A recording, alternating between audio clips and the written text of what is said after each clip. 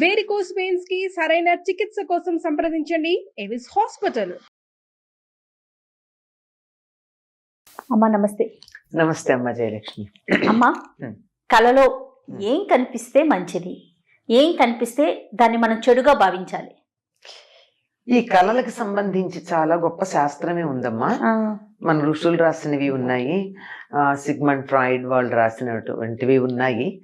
వాటిల్లో చెప్పిందంతా చూడాలంటే ఆ శాస్త్రం అంతా చదవాలి. శాస్త్రం అంతా చదివేంత ఓపిక తీరిక, దాన్ని నిత్యం ఎవరికి ఏం కళలు వచ్చాయి, దీని ఏది మంచి ఏది చెడు అని చెప్పేటటువంటి ఒక ప్రత్యేకంగా కూర్చుని చేసే పని కాదు కనుక చదవలేదు. కానీ ఎటువంటి కళలు వస్తే ఎటువంటి ఫలితాలు ఉంటాయి అన్నది ఫలితాంశంగా రామాయణంలో చెప్పింది ఏమున్నాయో అవి మాత్రం చెప్పగలుగుతాను నేను. రామాయణంలో కూడా రామాయణంలో ఉన్నాయి. కానీ అమ్మ, రామాయణంలో స్ఫురించని అంశం లేదని కదమ్మా. ఆయన వాల్మీకి మహర్షి స్పృశించనటువంటి అంశం అన్నది లేదమ్మా. అన్ని విషయాలు ఉన్నాయి. అప్పుడు ఉన్నటువంటి నాగరికత, ఆ నాగరికతలో ఎన్ని శాస్త్రాలు ఉన్నాయి, ఆ శాస్త్ర విషయాలు ఏమున్నాయి, అందులో చాలా మందికి అన్ని తెలుసు. పైగా చదువుకునే వాళ్ళు కూడా అందరికీ తెలిసి కూడా ఉండేవి. అంటే ఏ అంశం గురించి మాట్లాడినా ముఖ్యంగా మీరు రామాయణంలో నుంచి ఎగ్జాంపుల్ తీసుకొని చెప్తూ ఉంటారు. అన్ని ఉన్నాయి. అది ఒక కల్పవృక్షం అమ్మా. నువ్వు ఒక దాని పేరు చెప్పు, అందులో కనపడుతుంది దానికి సంబంధించిన విషయం. బాబా, అద్భుతమైన గ్రంథం. ఇప్పుడు కళలు, దశరథుడు రాముడికి వివాహం అయిన తర్వాత భరతుడు మేనమామల ఇంటికి వెళ్ళిన సందర్భంలో కొన్ని సంవత్సరాలు అయిన తర్వాత, అంటే 11-12 సంవత్సరాలు అయ్యి ఉండొచ్చు అప్పటికి. అంటే రాముడికి వివాహమైన 12 ఏళ్లకి 12 ఏళ్లకి దశరథుడు ఒకరోజు సభ చేసి చెప్తాడు, నాకు కళ వస్తోంది, కళలు వస్తున్నాయి, ఆ కళల ప్రకారం నేను ఎక్కువ కాలం జీవించి ఉండను అని చెప్పాడు. ఏమంటే తనకి సంబంధించినటువంటి అంతరిక్షంలోనేమో తన సంబంధించిన నక్షత్రాలు అవి రాహుగ్రస్తమైనట్టు కనపడడం అనేది ఒకటి చెప్పాడు, ఖగోళ శాస్త్రానికి సంబంధించి. అంతేకాకుండా తాను నగ్నంగా కనపడుతున్నానని, అంటే అది తనకి ఎవరన్నా తనని తాను నగ్నంగా కనపడినట్టయితే తన మరణం ధ్రువం అని ఇంకా తనకి సంబంధించి కొన్ని చెప్తాడనమాట. ఈ కారణంగా నాకు మరణం సమీపించింది అని నాకు అర్థమవుతోంది అని చెప్తాడు. ఇది ఒకటి. ఇది కాక అసలు ప్రత్యేకంగా సీతాదేవి హనుమంతుడిని చూసినప్పుడు ఏమిటి ఇక్కడ ఈ కోతి కనపడింది, ఈ కోతి కలలోకి వస్తే బంధువులకి ఏదో హాని కలుగుతుందంటారు, ఆత్మీయులైనటువంటి వాళ్ళకి ఏదో కష్టం కలుగుతుందంటారు, ఏమిటి నాకు ఇలా కలిగింది, అందరూ క్షేమంగా ఉన్నారా లేదా అనుకుంటుంది. అనుకుని మళ్ళీ అనుకుంటుంది, నాకు కళ ఏమిటి, నేను నిద్రపోతే కదా కళ రావడం, ఇది నిజంగానే కోతి, కళ కాదు అంటుంది. అంటే కళలో కోతి కనపడితే ఆత్మీయులకి హాని అక్కడ చెప్పింది. ఆ తర్వాత అసలు త్రిజట స్వప్న వృత్తాంతమే ఉంది. త్రిజట అని ఈవిడికి సీతాదేవికి కాపలా ఉన్నటువంటి స్త్రీలలో ఒక వృద్ధురాలు. ఆవిడ అక్కడ కూర్చుని కాపలా కాస్తూ కాస్తూ కాస్తూ నిద్రపోయింది. కునికింది, ముసలిది కదా. దానికి 3 లెవెల్స్ లో కళ వచ్చింది. Continuity of sleep, of dreams. కళలు కంటిన్యూ అవడం కూడా ఉంది. అది ఇప్పుడు అది కూడా ఈ మధ్య దాని మీద కొన్ని పారాసైకాలజీలో ప్రయోగాలు చేస్తున్నారు. ఒక కళ వచ్చి నాకు మంచి కళ వచ్చింది అనుకో, బాగుంది, ప్లెజెంట్. ఆ కళ అనుకోకుండా మెళుకో వచ్చి ఆగిపోయింది. ఆగిపోతే అది కంటిన్యూ కావాలి, అదే కళ కంటిన్యూ కావాలంటే దాన్ని కంటిన్యూ చేసుకునే ఒక టెక్నిక్ కూడా ఉందిట సైకాలజీలో. అద్భుతం కదమ్మా. అద్భుతమా? ఎందుకు వచ్చింది విషయం బాగుంది, కానీ అసలు కళ్ళే రాకుండా హాయిగా నిద్రపోతే ఎంత బాగుండు. అసలు అలా ఉంటుందా? కదమ్మా. ఒక్కొక్క రోజు అసలు ఏం గుర్తుండదు, అసలు కళలు ఉండవమ్మా.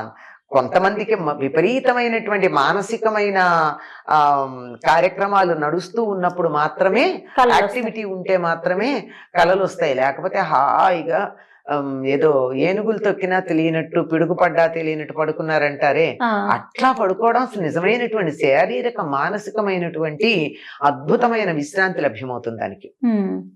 ఆవిడ చెప్తుంది 3 రకాల కళలు చెప్తుంది. ఒకటి ఏమిటంటే రాముడు ముందు ఇది 1000 హంసలు మోస్తున్న పల్లకీలో వస్తున్నట్టు, సీతాదేవి ఏమో చంద్రుణ్ణి సూర్యుణ్ణి ఇలా చేతులతో తడుముతున్నట్టు అట్లా. అలాగే తెల్లని ఎద్దులు కట్టినటువంటి రథంలో వస్తున్నట్టు, ఆ తరువాత ఏనుగు మీద తెల్లని ఏనుగు మీద వస్తున్నట్టు ఇలా కళలు వచ్చాయి అంటుంది. అంటే 3 లెవెల్స్ ఈవిడికి వచ్చింది. ఈ 3 కూడా శుభం. తెల్లని వస్తువులు వస్తే శుభం, తెల్లని ఎడ్లు ఆబూతులు అవి వస్తే శుభం, తెల్ల ఏనుగు వస్తే శుభం, ఈ తెల్ల హంసలు శుభం. ఈ తెల్ల ఏనుగు అన్నది మనకి బుద్ధుడి చరిత్రలో కూడా కనపడుతుంది. మాయాదేవికి తెల్లని ఏనుగు వచ్చి వైశాఖ పూర్ణిమ నాడు తనలో ప్రవేశించినట్టుగా కాలుస్తే ఆ తరువాత ఈయన పుట్టాడు, సిద్ధార్థుడు పుట్టాడు అని చెప్తారు. అంటే మహానుభావుడైనటువంటి వాళ్ళు. ఇది చాలా శుభప్రదమైనటువంటి కళలుగా వీటిని చెప్తారు. ఇది అయ్యాక రావణుడి పరిస్థితి కూడా ఆ త్రిజట కళల్లో వస్తుంది.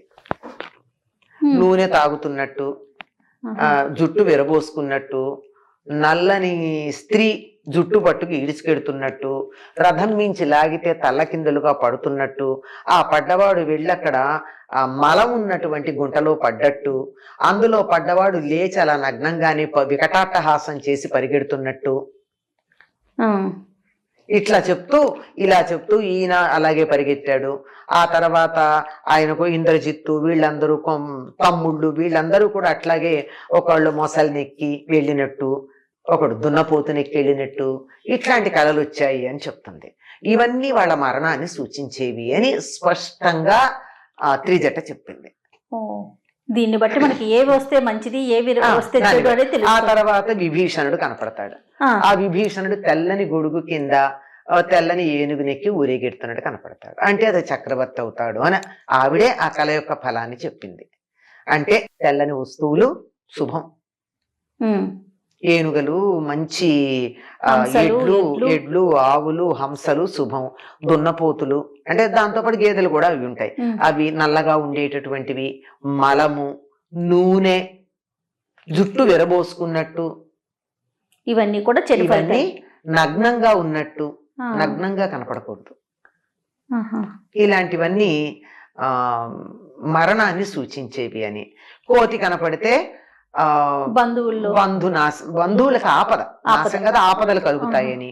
ఇట్లాంటివి మనకి ఈ కళల తాలూకా ఫలాలు కూడా చెప్పడం జరిగింది కనుక ఇవి జరిగినవి. అందువల్ల ఎటువంటి కళలు వస్తే బాగుంటుంది ఎటువంటివి అని. అయితే కళల గురించి చెప్పేటప్పుడు ఏం చెప్తారంటే వైద్యులు చెప్పేది ఏమిటంటే మనం తిన్న ఆహారాన్ని బట్టి దానికి ఫలం ఉంటుంది అన్నారు కళలకి. ఇప్పుడు స్వప్న శాస్త్రం గురించి చెప్పేటప్పుడు ఆరోగ్యకరంగా ఉన్నటువంటి వ్యక్తి సాయంకాలం భోజనం చేసిన తర్వాత 3 గంటల వ్యవధానం ఇచ్చి పడుకున్న తర్వాత చాలా సేపటి తర్వాత వచ్చేటటువంటి కళ కంటే రాత్రి 12, 3, 4 మధ్యలో వచ్చేటటువంటి కళలకే ఫలితం ఉంటుంది. పడుకోగానే వచ్చింది, అవతల టీవీ పెడుతుంటే టీవీ సౌండ్ వినపడుతుండగా నాకు దానికి సంబంధించిన కళ వస్తే దానికి ఏం ఫలితం ఉండదు. గాఢంగా నిద్ర పట్టినప్పుడు వచ్చేది. అలా ఆ గాఢంగా నిద్ర పట్టకుండా వచ్చే వాటిల్లో కళలే ఉంటాయండి, కలవరింతలే ఉంటాయి. అంచేత వాటికి సగం నిద్రలో వచ్చే వాటికి ఫలితాలు ఉండవు, అట్లాంటివి ఉండవని చెప్పడం జరిగింది. ఆధునిక శాస్త్రజ్ఞులు చెప్పిన మాట నేను చెప్తున్నా, ఇందాక రామాయణంది చెప్పిందే కాకుండా. తర్వాత బాగా గనక పీకల దాకా తిని ఎక్కువ సమయం ఇవ్వకుండా పడుకున్నారు అనుకోండి, ఎవరో గుండెల మీద ఎక్కి తొక్కుతున్నట్టుగా కాలొస్తుంది, అంటే ఊపిరి సరిగ్గా ఉండదు. ఇది చాలా కళలు మన ఆరోగ్యాన్ని బట్టే వస్తాయి. మనం తిన్న ఆహారం, మనం అంతకు ముందు చేసినటువంటి పనులు, ఆ కళలకి ఫలితాలే ఉండే. వాళ్ళ పగలు జరిగిన సంఘటనలు రాత్రి కళలోకి వస్తే వాటి కొనసాగింపు ఏదన్నా వస్తే దానికి ఫలితం లేదు. అంటే దాని గురించి మనం ఆలోచించాల్సిన అవసరం లేదు. ఆలోచించనిది ఏదైనా వచ్చినప్పుడు మాత్రమే దానికి ఫలితం ఉంటుంది. అది కూడా తెల్లవారుజామున 3:30, 4 ఆ మధ్యలో వచ్చింది తప్పనిసరిగా ఫలితం ఇస్తుంది. కొద్ది రోజుల దాని సమయాన్ని బట్టి, వచ్చిన దాన్ని బట్టి, మన పరిస్థితిని బట్టి 6 నెలల్లో ఫలితం వస్తుందా, 3 నెలల్లో ఫలితం వస్తుందా, దానికి లెక్కలు కూడా చెప్తారు. 3 రోజులు కావచ్చు, 3 నెలలు కావచ్చు, 3 సంవత్సరాలు కావచ్చు ఫలితానికని. స్వప్నాల వెనుక ఇంత చాలా ఇది వెనక చాలా ఉంది.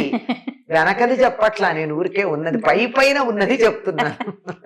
చాలా పెద్ద శాస్త్రం స్వప్న శాస్త్రం కూడా. మనకు తెలిసినంత వరకు ఉన్న మనకి సమాచారం. తెలిసినంత వరకు ఇది సమాచారం. పాములు బాగా కలలోకి వస్తున్నాయి అంటే ఏవో కోరికలు తీరలేదు అని అర్థం. అందులోనూ ప్రధానంగా కామ సంబంధమైన కోరికలు తీరినప్పుడే పాములు కలలోకి వస్తాయట. ఓహో, ఇలాంటివి ఉన్నాయి, ఓకే ఓకే. చాలా విషయాలు ఉన్నాయమ్మా అయితే. చాలా ఉన్నాయి. అంటే మనకు వచ్చే కళను బట్టి నిర్ణయించుకోవాలి. నిర్ణయించుకోవాలి. రైట్ అమ్మా, నమస్తే.